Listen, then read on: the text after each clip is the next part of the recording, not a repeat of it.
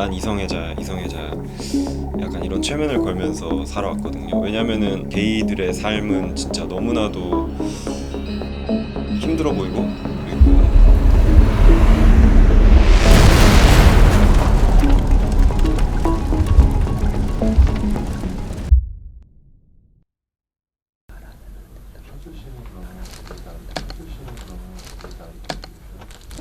그리고 가족들한테도 무엇보다 말하고 싶었어요. 왜냐면은 그 제 자신이 아닌 것을 연기하면서 사는 게 진짜 너무나도 힘든 일이거든요.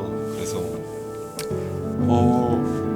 누나한테 처음으로 했었거든요. 제일 처음으로 한 건. 누나는 진짜 저를 너무 꽉 끌어 안아주면서 저한테 이렇게 다 안아주면서 네가 진짜 게이라서 다행이야. 네가 병 걸린 줄 알았어. 네가 죽을 병에 걸린 줄 알았잖아. 이렇게 얘기를 해가지고 저는 그때 너무 망설여서 너무 망설이면서 제가 이렇게 막 했거든요. 그 어머니한테 했을 때가 조금 굉장히 힘들었는데, 요즘 뭐 힘든 거 없니? 라는 질문에 제가 굉장히 놀라시더라고요. 정말 예상도 못했고,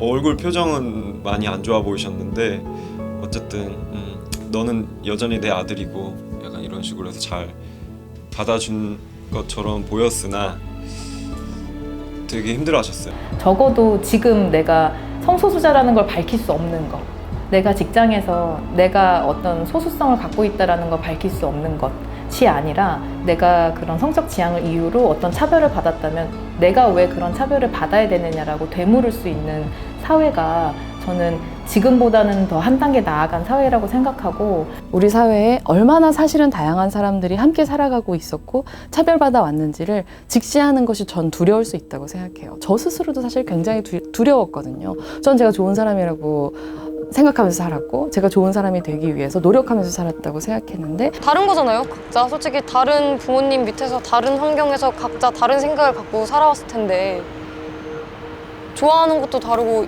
진짜 하다못해 작은 입맛 취향마저 뭐 따뜻한 물, 차가운 물 좋아하는 그런 취향도 다를 텐데 그 다른 걸 갖고 다르니까 너는 틀렸어 하고 선 긋고 차별을 하는데, 정말 간단하게 이성애자 커플들은 이제 데이트할 때 밖에 나가서 손잡고 이렇게 데이트하잖아요. 자연스럽게. 뭐 근데 게이들은 사회적인 시선 때문에 손을 못 잡고 다니고, 잡고 다니면 이상하게 쳐다보고, 어떻게 보면 그런 것도 아주 작은 차별이라고 볼 수 있죠. 사회적 시선으로부터 오는. 실제로 잡고 다녀요. 사람이 없을 때는. 그러니까는 사람이 없고 잡고 싶을 때는 잡고 다니다가 앞에서 이제 멀리서 사람이 걸어온다 이러면 황급히 손을 놓고 이런 식으로 갑자기 아픈 척해요. 손 잡다가 사람이 오면은 막 손을 세게 마치 잡고 장난을 치기라도 하는 듯이 약간 이런. 그리고 결혼이라는 건 하나의 그 상징적인 거라고 생각하거든요. 사람들의 어떤 절대 다수로부터 인정받을 수 있는, 그 보호받을 수 있는 그 방패라고도 생각을 하는데, 그 밖에 있으니까 결혼도 못하는 애들, 결혼도 못하는 존재, 이게 되잖아요. 사실 생각해보면 평등이라고 하는 게 되게 인위적인 관념이에요. 비슷한 점도 많지만 어떻게 보면 다른 점이 훨씬 더 많을 수도 있어요. 살아온 배경도 다르고 뭐 성별이 다를 수도 있고 국가, 뭐 국적이나 뭐 사용하는 언어나 수많은 것들이 다를 수 있는데, 근데 왜 우리가 평등해? 왜 평등하다고 하지? 왜 그런 약속을 굳이 만들었지? 평등 얘기하면 진부하다면 진부한데 이루어질 수 없는 무언가 아닌가요? 비현실적? 좀 비현실적이라고 생각을 해요. 그렇지만은 이런 차별을 받고 있는 소수자분들은 비현실적인 와중에 더 비현실적인 삶을 살고 있다고 생각을 하거든요.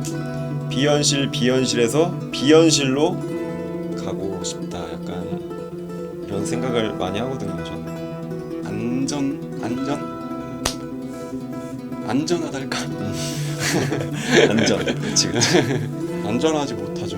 왜냐면 그러니까 평등이라는 거는 어쨌든 간에 각자에게 한 번씩은 기회가 주어지는 게 평등한 거잖아요. 근데 우리는 기회조차가 없으니까 그 누구도 사실은 불안한 삶, 그리고 안전을 보장받지 못하는 삶, 누군가에게 정체성을 부인당하는 삶은 살지 말아야 하잖아요. 그것이 모두가 평등하고 기본의 권리를 갖고 있다는 헌법 정신에서도 부합하는 활동일 것 같아요. 그래서 그 부분에 있어서는 논의의 여지는 없다, 논쟁의 여지는 없다라고 생각합니다. 평등법이 제정이 되면 아 이게 어떤 그 평등이 중요한 가치구나라는 것을 국민들이 인식할 수 있을 것이라고 보이고요. 개별 피해자들의 차별 구제뿐만이 아니라 저희가 이게 평등법에서는 어떤 게 차별이고 어떤 유형이 차별이 될 수 있다라는 것을 다 좀 제시를 하고 있기 때문에 이것을 통해서 아 이런 것은 차별이니까 안 해야 되겠구나 어떤 차별 예방 효과도 있을 수 있을 것 같고요. 어머니께서 굉장히 독실한 이제 기독교 교인이신데 차별금지법에 대해서는 뭔가 동성애에 관련된 것이고 이제 성경의 교리에서는 이제 동성애에 대해서 비판적인 교리가 있기 때문에 그 법을 지지할 수 없다라고 생각하고 계신 분이었는데 분명히 방역을 철저히 했음에도 불구하고 이제 그 교회에서 이제 감염이 발생하고 이 어머니께서도 이제 코로나 바이러스에 감염이 되신 거예요. 근데 감염이 됐다는 이유만으로 너무나 불합리한 차별을 겪으신 거예요. 일터에서 혹은 주변의 관계에서 기독교 단체라든가 그런 분들한테 그분들의 가족일 수도 있다고 저는 말씀을 드리고 싶어요. 보통 이제 성소수자라고 하면은 정말 내 주변에 없을 것 같은 존재, 그리고 외계인 같은 존재, 이렇게 괴물 같은 존재 이렇게 생각을 하시는데 그냥 무기예요. 성경은 그냥 무기야. 무기로 이렇게 사람 때리는 거예요. 지금 성경으로. 일부에서는 뭐 이것이 뭐 성소수자 동성애자를 확산하는 법이다, 그들만을 위한 법이다라고 생각하시는데 사실 인권자가 들어간 유엔의 많은 대다수의 그 위원회에서 모두 다 동일하게 공통으로 나오고 있는 목소리 중에 하나는 포괄적 차별금지법을 제정하라라는 거예요. 개별적인 차별금지법도 있긴 한데 그런 것들도 일부 사유나 일부 영역에만 그 한정이 되어 있기 때문에 그런 그 각종 다양한 차별 사유나 그 유형들을 좀 일반화하는 기본법으로 만든 법이라고 좀 말씀드릴 수가 있겠습니다. 독일에서도 이런 평등법을 제정하는 과정에서 어떤 교계의 반대라든지 재계의 반대가 있었습니다. 근데 그분들이 우려하시는 부분이 어쨌든 합의 논의 과정을 거쳐서 평등법 제정 이후에 그분들이 우려하는 부분이 그렇게 크게 발생하진 않았다라고 하고 있고요. 영국에서도 어쨌든 종교 예외 규정 때문에 여러 가지 좀 논란이 있었다고 하는데 그런 논란에 대해서도 논의의 과정을 거쳐서 어느 정도 좀 합의를 이뤘다고 저희는 알고 있고 지금은 국회에 그 공이 넘어갔기 때문에 국회에서 좀 적극적으로 이거에 관심을 가져주시길 저희도 좀 바라고 있습니다.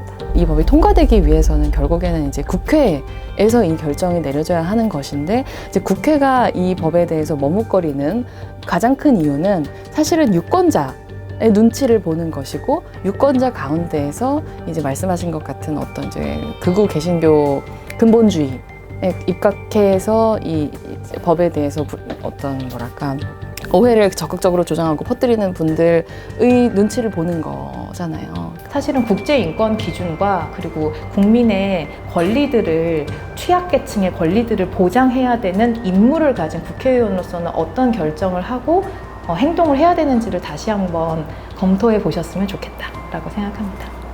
뭔가 외계인 같은 존재, 내 주변에 없을 것 같고 변태, 뭐 그럼 성독착, 정신병 있는 사람, 뭐 정신병자 이런 식으로 생각하기 때문에 근데 아니거든요. 그냥 멀쩡하게 잘 살아가고 있는 옆집에 그냥 한 사람, 남자. 그래서 저는 그냥 사람이라고 말하고 싶네요. 지금 이 순간. 평등법이 모든 뭐 종교의 자유를 금지하고 침해하는 법이 아니라는 것을 다시 한번 말씀드리고 싶고 그분들이 반대하는 성소수자나 그런 분들은 가까운 이웃에 언제든지 있을 수 있다라는 가장 중요한 민주주의의 원칙은 모두가 안전하지 않으면 누구도 안전하지 않다라고 하는 것이기 때문에 이 차별금지법을 위한 싸움은 약자를 위한 싸움이 아니라 모두를 위한 싸움이다. 그렇기 때문에 자긍심을 가지고 저는 임하셔야 된다고 생각해요. 그렇기 때문에 위로보다는 투지를 전하고 싶고 그 투지는 자기 자신을 위한 것이기도 하지만 모든 사람들을 위한 것이기 때문에 자신 있게 이 싸움에 함께 해주시면 좋겠다. 그런 말씀 드리고 싶습니다.